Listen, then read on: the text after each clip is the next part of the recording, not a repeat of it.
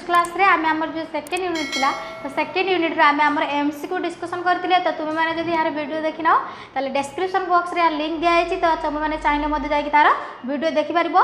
तो आज रे क्लास रे जो हमर थर्ड यूनिट अच्छी तो से थर्ड यूनिट आम गोटे पॉइंट थी कौन ना नेशनल इंटीग्रेशन अर्थात जातीय सहमति। तो से जातीय सहमति आम किसी सिलेक्टिव एमसीक्यू नहीं जाए तो तुम मैंने पाखे पेन आउ पेपर रख मु जहाँ सब एमसीक्यू कहूँ नोट डाउन कर। तो नोट डाउन कले कौन हम ना तुम मैंने एग्जाम प्रिपेयर हम ता तुमको हेल्पफुल कर। तो आस पिला मैंने तो ये आम एमसीक्यू डिस्कसन करवा। तो आम एमसीक्यू डिस्कसन करवा तो एमसीक्यू फास्ट क्वेश्चन कौन अच्छी जाति धर्म वर्ण और धर्मर प्रभेद सत्वे एक भाव को कौन कह जाए। तो ऑप्शन कौन अच्छी ना सहभावना पारस्परिक स्नेह जाति सहमति उपरोक्त सम्मत। तो ये चार ऑप्शन मध्य आमर सटीक आंसर कौन हम ना जाति सहमति। तो ये आमर सेकंड क्वेश्चन पढ़ा। तो आमर सेकंड क्वेश्चन कौन अच्छी ना जाति सहमति प्रतिष्ठार मुख्य अस्त्र कौन। तो ऑप्शन कौन अच्छी आम सेकेंड क्वेश्चन देखा। आम सेकेंड क्वेश्चन कौन अच्छी ना जाति सहमति प्रतिष्ठार मुख्य अस्त्र कौन। तो ऑप्शन कौन अच्छी उपयोगिता क्षमता धन शिक्षा। तो ये चारोटी ऑप्शन मध्य आम सटीक आंसर कौन हम ना शिक्षा अर्थात एजुकेशन। तो पिला माने तुम्हें देखि पारतो कि मो लेफ्ट साइड रे हमर क्वेश्चन सहित हमर जो एमसीक्यू रो जो ऑप्शन अछि ता मध्ये शो करछि। तो तुम माने चाहिले सेउटू क्वेश्चन सब नोट डाउन मध्ये करि परिबो। तो एबे हमर थर्ड क्वेश्चन को जिबा। तो थर्ड क्वेश्चन कोन अछि जाति सहमति सृष्टि किए करि थाए। जाति सहमति सृष्टि किए करि थाए। तो हमर ऑप्शन कोन अछि देश प्रेम विभिन्नता स्वार्थपरता अस्थिरता। तो ये चारोटी ऑप्शन मध्य आमर सटीक आंसर कौन हम देश प्रेम। तो ये आमर 4 नंबर क्वेश्चन को जिबा। तो 4 नंबर क्वेश्चन कौन अच्छी ना जाति सहमति को नष्ट करे किए। जाति सहमति को नष्ट करे किए। तो आमर ऑप्शन कौन अच्छी उदार भाव ऐक्य भाव आनुगत्य भाव संकीर्णता मन भाव। तो ये चारोटी ऑप्शन मध्य आमर सटीक आंसर कौन हम ना संकीर्णता मन भाव। तो ये आमर 5 नंबर क्वेश्चन पढ़ा। तो आमर 5 नंबर क्वेश्चन कौन अच्छी ना जाति सहमति रक्षा करने कौन आवश्यक। जाति सहमति रक्षा करने कौन आवश्यक। तो ऑप्शन कौन अच्छी एक धर्मावलंबी हेबा एक भाषाभाषी लोक हेबा समस्त मध्य ऐक्य भावना सृष्टि करवा उपरोक्त समस्त। तो ये चारोटी ऑप्शन मध्य आमर सटीक आंसर कौन हम ना समस्त मध्य ऐक्य भावना सृष्टि करवा।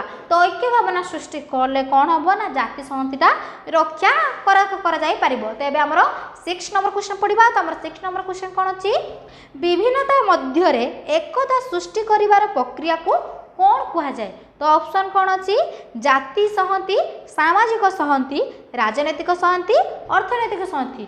तो तुम पिला माने देखि पारथुबो कि मु जेतेबेले तुमको एई विषय रो क्लास करथिली सेतेले तुम मानकु जो तार कोज बा कारण देइतिली तो सेई सब कारण मान हमर ऑप्शन ले आसुची। तो भल भाव में पिला माने पढ़िथिबो एवं नोट डाउन मध्ये करूथिबो।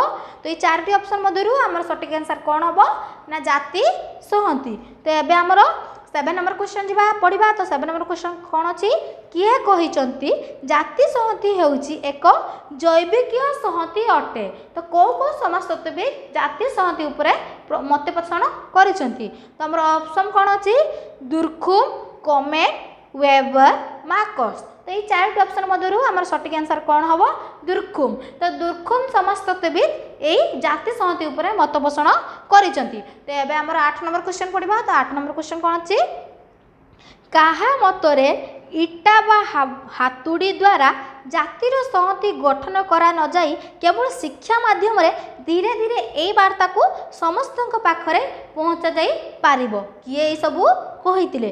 तो ऑप्शन कौन अच्छी श्री अरविंद जाहिल हुसैन राधाकृष्ण महात्मा गांधी। तो ये चारोटी ऑप्शन मध्य आमर सटीक आंसर कौन हम ना चारोटी ऑप्शन मध्य आमर सटीक आंसर कौन हम ना राधाकृष्ण। तो राधाकृष्ण कहते कि इटा बा हातुड़ी द्वारा जाति सहमति रक्षा कर केवल शिक्षा माध्यम ये जाति सहमति रक्षा कर। कारण गोटे व्यक्ति जब एजुकेटेड हो तेबे कौन सब घटना दुर्घटना मान घटुची से सब विषय से अधिक मात्रा जापर और लोक मान से सब विषय कहीपर। तो ये आमर 9 नंबर क्वेश्चन पढ़ा। तो 9 नंबर क्वेश्चन कौन अच्छी जातिवादर उपकारिता क्योंटी अथे। तो ऑप्शन कौन अच्छी देश प्रेम को उत्साहित करवा व्यक्तिवाद राष्ट्रीयवाद शासनवाद। तो ये 4टी ऑप्शन मध्यरु हमर सटीक आंसर कोन हबो देश प्रेम को उत्साहित करवा। तो एबे हमर 10 नंबर क्वेश्चन कोन अछि ना जातीयवादर अपकारिता केउठी होते। तो ऑप्शन कोन अछि ना उग्र जातीयतावाद, जातीयतावाद, शासनवाद, साम्यवाद, उग्र जातीयतावाद। तो ये 4टी ऑप्शन मध्यरु हमर सटीक आंसर कोन होबो ना उग्र जातीयतावाद। उग्र जातीयतावाद होउची जातीयतावादर एक अंश बा उपकारिता। तो एबे हमर 1 नंबर क्वेश्चन पढिबा। तो 1 नंबर क्वेश्चन कोन अछि ना जाति संहतिर दूरीकरण उपाय कोउठी। जाति संहतिर दूरीकरण उपाय केउठी। तो ऑप्शन कोन अछि सामाजिक वैषम्य दूर, शासन व्यवस्था दूर, जातीय चिंताधारा उद्रेक, विश्व भातृत्व। तो ये 4टी ऑप्शन मध्यरु हमर सटीक आंसर कोन हबो ना सामाजिक वैषम्य दूर। तो एबे हमर 12 नंबर क्वेश्चन पढिबा। 12 नंबर क्वेश्चन कोन अछि जाति संहतिर लक्ष्य कोन अर्थात केउठी। तो ऑप्शन कोन अछि आईनगत पदक्षेप, शासनगत व्यवस्था, राजनैतिक व्यवस्था, अर्थनैतिक व्यवस्था। तो ये 4टी ऑप्शन मध्यरु हमर सटीक आंसर कोन हबो आईनगत पदक्षेप।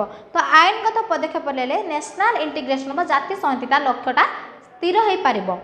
तो एबे हमर 13 नंबर क्वेश्चन पढिबा। 13 नंबर क्वेश्चन कोन अछि जातीय दिवस गुडी को काहेकि पालन करा जाय, कोन पई नेशनल डे सबु सेलिब्रेशन करा जाय। तो कोन पई पालन करा जाय। ऑप्शन कोन अछि मने रखिबा पई, भल लागे, छुट्टी पाई, पिला मानकर जातीय भाव भद्रेक रखिबा पाई। तो ये 4टी ऑप्शन मध्यरु हमर सटीक आंसर कोन हबो पिला मानक जातीय भाव भद्रेक रखिबा निमंते अर्थात पिला मानक मन रे जातीय भावता सृष्टि करिया पई सब बेले आमे नेशनल डे गुडी को सेलिब्रेशन करू। तो एबे हमर 14 नंबर क्वेश्चन पढिबा। तो 14 नंबर क्वेश्चन कोन अछि निम्नोक्त केउठी विद्यालय रे जातीय मनोभाव सृष्टि करि पारिबो नाही।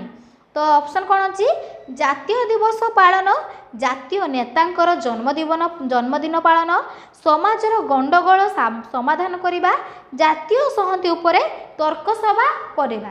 तो ये 4टी ऑप्शन मध्यरु हमर सटीक आंसर कोन हबो समाजर गंडगोल समाधान करिबा। तो समाजर गंडगोल समाधान कले कोन हबो ना जातीय मनोभाव सृष्टि होई पारिबो नाही।